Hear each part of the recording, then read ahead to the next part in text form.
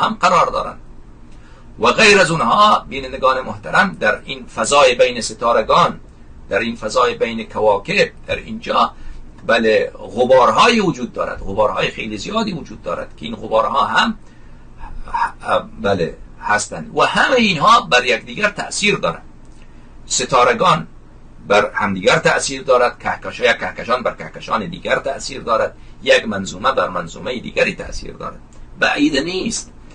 که این معنا بینندگان محترم که زمین بر پشت ماهی قرار دارد که هم در احادیث شیعه آمده هم در احادیث عمریه آمده،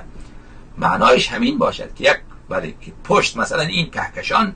دو رو دارد، یک رویش نورانیه، یک نورش تاریکه. مثلا اون روی تاریکش زمین در مقابل اون قسمت تاریکش قرار گرفته و این کهکشان ها چون به هم دیگر تأثیر دارند، قوه جاذبه دارند، قوه دافعه دارند، این زمین تحت